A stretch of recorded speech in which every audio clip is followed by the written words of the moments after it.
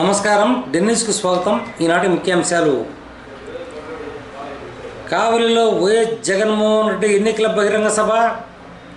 తెలుగుదేశం పార్టీపై విరుచుకుపడ్డ YS Jaganmohan Reddy. YCP గెలుపుతోనే రాష్ట్రం అభివృద్ధి పేర్కొన్న వైసీపీ ఎంపీ అభ్యర్థి ఆదాల ప్రభాకర్ రెడ్డి, ఎమ్మెల్యే అభ్యర్థి రామిరెడ్డి ప్రతాప్ కుమార్ రెడ్డి. జనసేన పార్టీ ఎమ్మెల్యే అభ్యర్థిగా పసుపులేటి సుధాకర్ నామినేషన్ దాఖలు. కాంగ్రెస్తోనే ప్రత్యేక హోదా సాధ్యం పేర్కొన్న కాంగ్రెస్ పార్టీ అభ్యర్థి చింతాల వెంకట్రావు. వైఎస్ జగన్మోహన్ రెడ్డి సభకు భారీగా పోలీస్ బందోబస్తు ఏర్పాటు. వివరాలు. రాబో ఎన్నికల్లో వైసీపీ పార్టీ గెలిపించాలని వైసీపీ అధినేత వైఎస్ జగన్మోహన్ రెడ్డి కోరారు. బుధవారం కావిలపట్నంలోని పొట్టి శ్రీరామ్ సెంటర్లో జరిగిన ఎన్నికల బహిరంగ సభలో జగన్మోహన్ రెడ్డి మాట్లాడుతూ గత ఎన్నికల్లో చంద్రబాబు నాయుడు ఇచ్చిన ఒక హామీని నెరవేర్చలేదన్నారు. ఈ ఎన్నికల్లో చంద్రబాబు నాయుడికి ప్రజలు బుద్ధి చెప్పాలని కోరారు.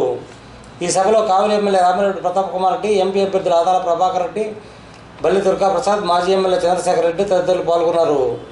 ఈ సందర్భంగా తెలుగుదేశం నుంచి మెట్టుకూరు చిరంజీవి రెడ్డి జ్యేష్ఠులతో వైసీపీ పార్టీలో చేరిన సందర్భంగా వారికి జగన్మోహన్ రెడ్డి పార్టీ కండువాలు కప్పి పార్టీలోకి ఆహ్వానించారు. కావలిలో జరిగిన ఈ బహిరంగ సభకు కావలి నియోజకవర్గం నుంచి పార్టీ అభిమానులు, నాయకులు, కార్యకర్తలు భారీ సంఖ్యలో హాజరయ్యారు.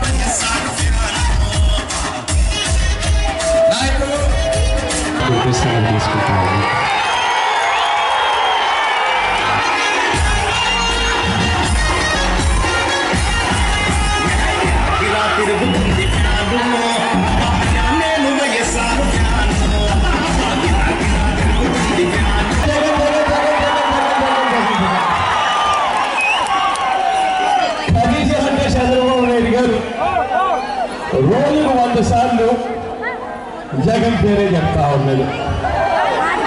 నేను నేరుగా చంద్రబాబు నాయుడు గారిని ఒకే ఒక్క ప్రశ్న వేస్తా ఉన్నా. అయ్యా చంద్రబాబు గారు, మీ పరిపాలన చూపించి మీరు ఓటు ఎందుకు అడగలేకపోతా ఉన్నారు చంద్రబాబు నాయుడు గారు అని అడుగుతా ఉన్నాను. ఒక సామెత ఉంది, బహుశా మీ అందరికీ కూడా సామెత తెలిసే ఉంటుంది. చేతగాని వాడికి కోపం ఎక్కువ అంట.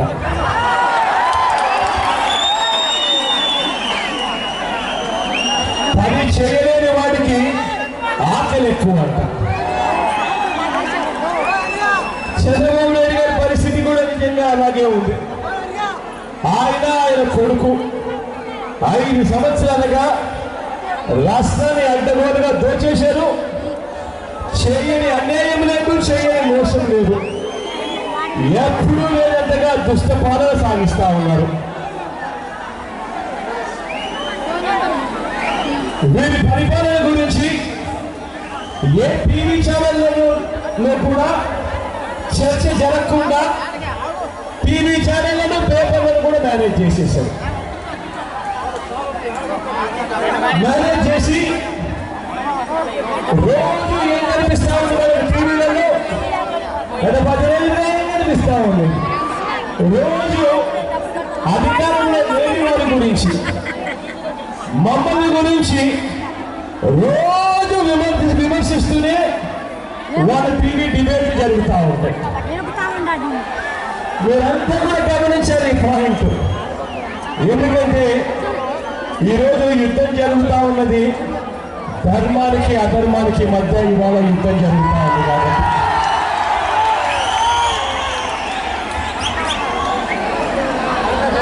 ఈ అన్యాయపు చంద్రబాబు నాయుడు గారి పాలన చూసి, ఈ దుర్మార్గపు చంద్రబాబు నాయుడు గారి పాలన చూసి, చంద్రబాబు నాయుడు గారి కండువాలు కప్పుదామంటే కూడా దగ్గరకు వచ్చేవాడు ఎవడూ లేడు.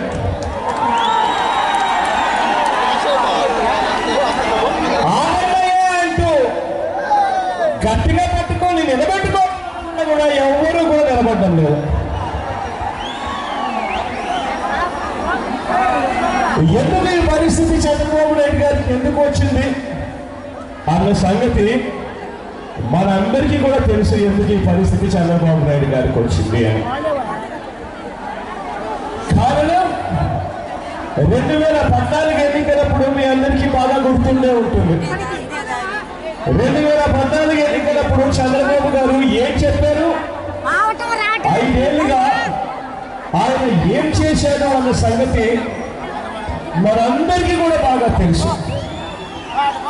కాబట్టి చంద్రబాబు నాయుడు గారి పరిస్థితి ఇంత దారుణంగా ఉంది.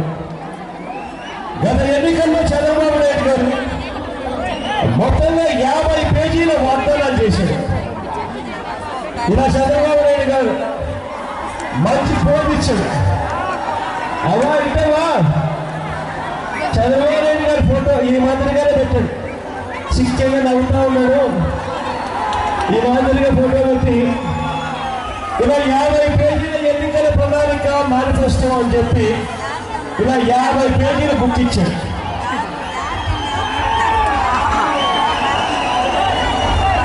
ఇందులో 12 పేజీలు అయితే స్వయంగా చంద్రబాబు నాయుడు గారు 12 వాగ్దానాలు చేసి సంతకం కూడా పెట్టాడు. సంతకం కూడా పెట్టాడు. ఆయన అంతా ప్రతి ఎన్నికల ప్రణాళిక ఇచ్చాడు. అందరితో సరిపోలేదు. ఇంటింటికి చంద్రబాబు నాయుడు గారు ఈ మాదిరిగా ఒక లెటర్లో పంపించాడు అందరికి.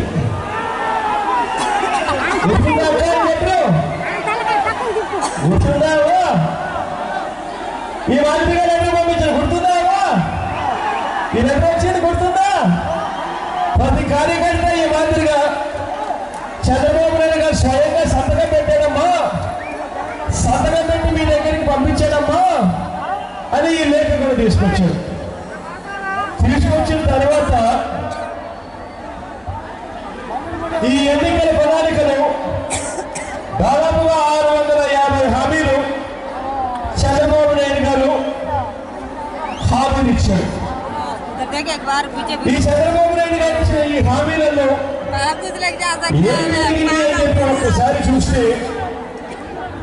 ఇదే గది నుంచి చంద్రబాబు నాయుడు గారి హామీలు ఒక్కసారి నేను చదువుతాను.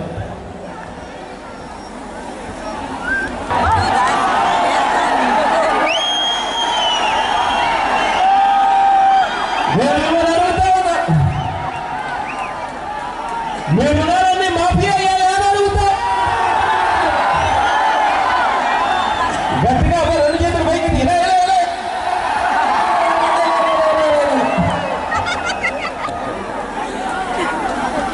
ఆయన హయాంలో అధికారంలోకి ఆయన వచ్చే నాటికి 87,612 కోట్ల వ్యవసాయ రుణాలుంటే ఈయన చేసిన రుణమాఫీ అన్నది కనీసం రైతులకు వడ్డీలకు కూడా సరిపోలా. ఈరోజు వ్యవసాయ రుణాలు రైతుల మీద ఎంత తెలుసా? అక్షరాల 1,30,000 కోట్ల రూపాయలకు ఎగబాకిన పరిస్థితి ఈరోజు చూస్తా ఉన్నాం. వ్యవసాయ రుణాలు ఇదే పెద్ద మనిషి 9 గంటలు నాణ్యమైన విద్యుత్, అది కూడా పగలుకుంటే ఎవరో కనిపించిందే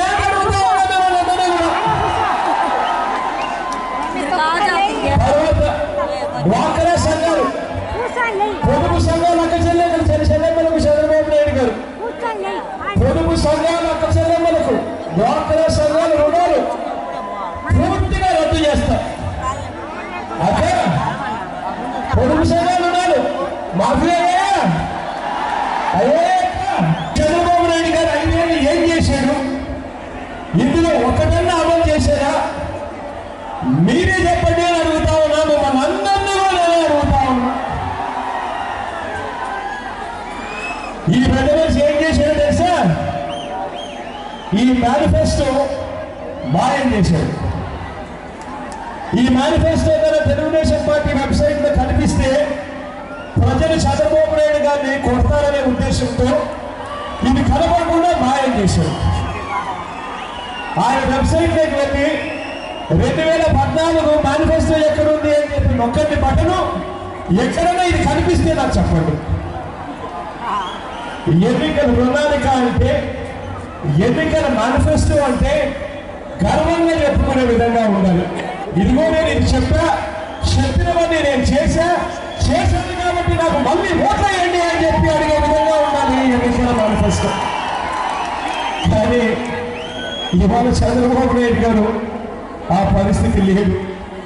చెప్పిన మాటల్లో ఏమీ కూడా నిలబెట్టుకోకుండా 5 సంవత్సరాలు ఒక మాఫియా మాదిరిగా నడిపాడు. ఒక దోపిడీ ముఠా మాదిరిగా రాష్ట్రాన్ని దోచుకున్నారు. భూములు వదిలిపెట్టలేదు, ఆస్తులు వదిలిపెట్టలేదు, సహజ సంపదను వదిలిపెట్టలేదు, నదుల్ని కూడా చివరికి వదిలిపెట్టకుండా, ఏది కూడా వదిలిపెట్టకుండా రాష్ట్రాన్ని అడ్డగోలుగా 5 సంవత్సరాలు తోచేస్తున్నారు. ఏ ఒక్క వర్గానికి తానిచ్చిన మాటను నిలబెట్టుకోలేదు పెద్ద మనిషి. కాబట్టి ఈ పెద్ద మనిషి ఎన్నికలు వచ్చేసరికి ఇప్పుడు ఏం చేస్తున్నారో తెలుసా? ఇప్పుడు ఏమంటున్నారో తెలుసా? ఎన్నికల దగ్గర పడేసరికి 4 ఏళ్ళు కేంద్రంతో బీజేపీతో సంసారం చేస్తాడు. ఈయన చిలక గోరింకల్లా సంసారం చేస్తాడు. ఒకరినొకరు పొగుడుకుంటారు. ఈయన పొగుడితే ఈయన ఆయనను పొగుడతాడు. అదే కేంద్రంలో ఉన్న బీజేపీ ప్రభుత్వంలోకి తెలుగుదేశం పార్టీ ఎంపీలు మంత్రులుగా సాగుతారు, మంత్రులుగా కొనసాగుతారు. 4 సంవత్సరాలు చిలక గోరింకల్లా కాపురం చేస్తారు. కానీ ప్రత్యేక హోదా గురించి ఎప్పుడూ అడగరు.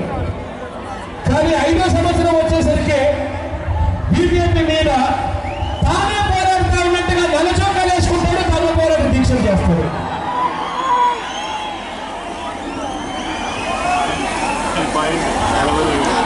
ఈ రోజు చంద్రబాబు నాయుడు గారు హరికృష్ణ శవం పక్కనే, హరికృష్ణ శవం ఆయన సొంత బావమతి శవం పక్కనే టీఆర్ఎస్ తో డీల్ కోసం మాట్లాడతాడు. టీఆర్ఎస్ పార్టీతో పొత్తు పెట్టుకోమని చంద్రబాబు నాయుడు గారు హరికృష్ణ శవం పక్కన పెట్టుకొని టీఆర్ఎస్ నేతలతో కేటీఆర్తో పొత్తు కోసం మాట్లాడతారు.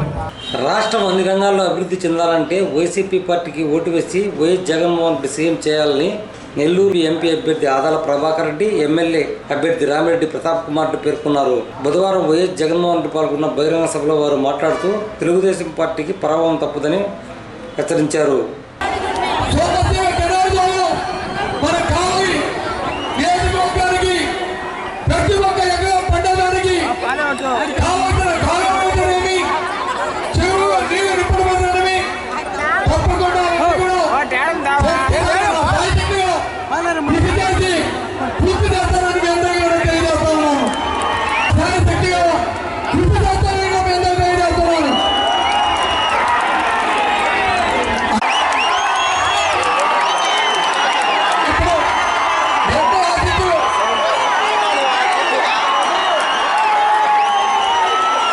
అందరికీ కూడా నా హృదయపూర్వక నమస్కారాలు.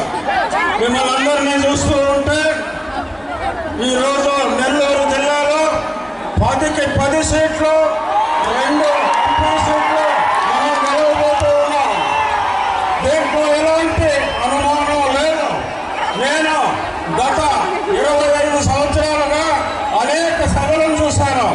ఇలాంటి సభను నేను పుట్టి బుద్ధిని పాట ఎప్పుడూ కూడా చూడలేదు. ఈ స్పందనని మనకి గత 5 సంవత్సరాలుగా మన రాష్ట్రం అన్ని రంగాల్లో కూడా వెనుకబడింది. కేవలం అడ్వర్టైజ్మెంట్ చేసుకోవడం, ఆయనేమో దేశంలో ఉండే పార్టీలందరినీ నాయకులు తీసుకుంటాడు. మనం ఎవరన్నా ఒక్కరిని తీసుకుంటే మన నెల్లూరులో లబ కొట్టుకున్నాడు. మనం ఒక్కటి ఆలోచించాలి. మన నెల్లూరు జిల్లా వ్యవసాయ ఆధారితం. వైఎస్ రాజశేఖర్ రెడ్డి గారు ముఖ్యమంత్రిగా ఉండగా మనకి 2 పంటలు పండే ప్రతి ముఖ్యమంత్రి చంద్రబాబు నాయుడు అయిన నాటి నుంచి ఈ రోజుకి వర్షాలు లేవు, పంటలు లేవు, మొక్క పంట కూడా సరిగా పండే పరిస్థితి లేదు. మనకి తిరిగిగానే చంద్రబాబు నాయుడు వస్తే మన జిల్లా ఎడారైపోతుందని మీ అందరికి కూడా తెలియజేసుకుంటూ ఉన్నాను. మీరందరూ కూడా మా జగనన్నని ఆశీర్వదించండి.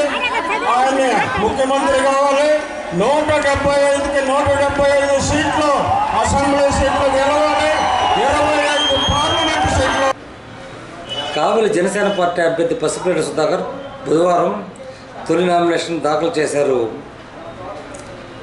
కావలి సబ్ కలెక్టర్ శ్రీధర్కు నామినేషన్ పత్రం అందజేయడం జరిగింది.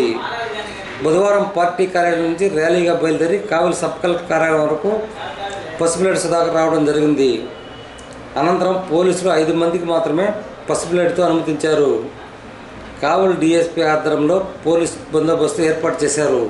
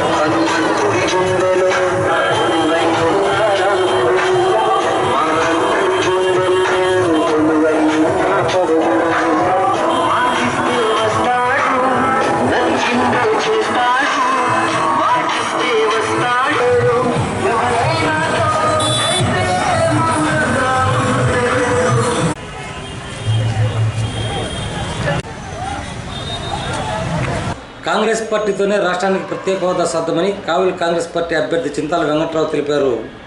బుధవారం ఆయన కావలిలో విలేకరులతో మాట్లాడుతూ కాంగ్రెస్ అభ్యర్థిగా తనను ఆదరించాలని కోరారు.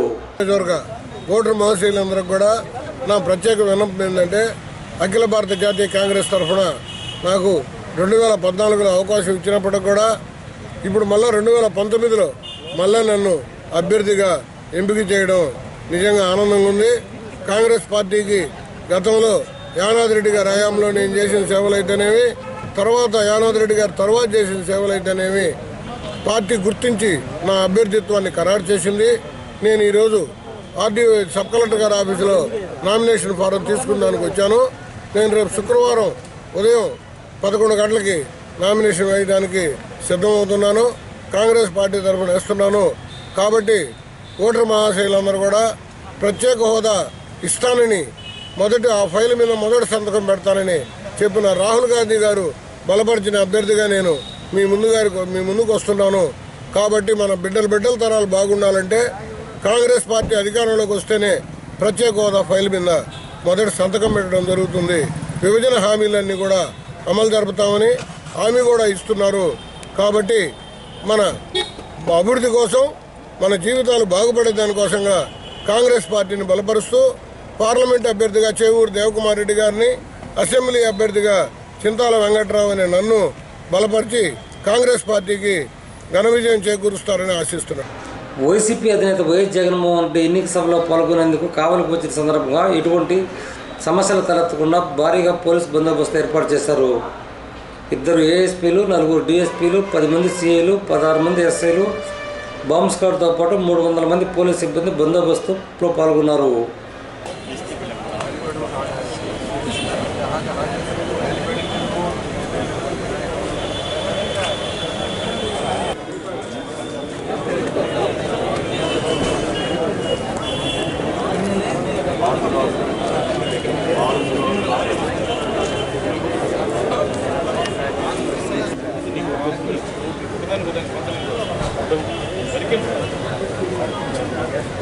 కాదు కుర్రోడివి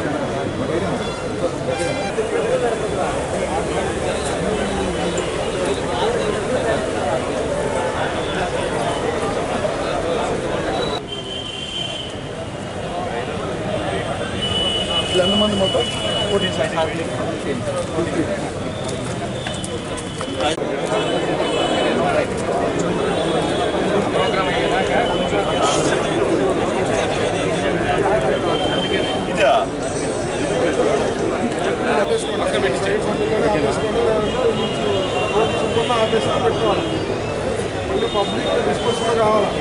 అయినా ఉండాలి.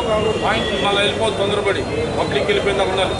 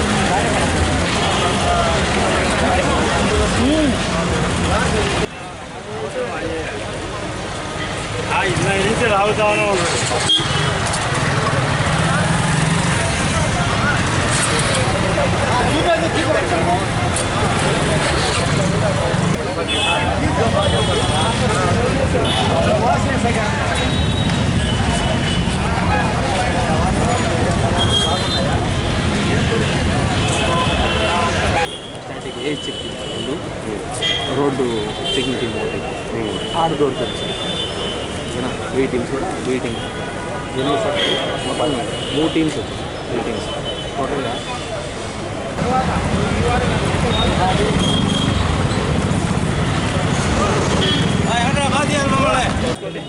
అదే 11:30 అయిపోతే 11:30 మీరు జాయిన్ అవుతారు. జాగ్రత్త మీరు ఇక్కడ అప్పుదా శివాజీ భాషల్ స్కూల్ అక్కడ వెహికల్స్ రాకూడదు. దాన్ని గుర్తుపెట్టుకుంటాం. ప్రోగ్రామ్ జరిగి డెన్ న్యూస్ ఇంతటితో సమాప్తం. నమస్కారం.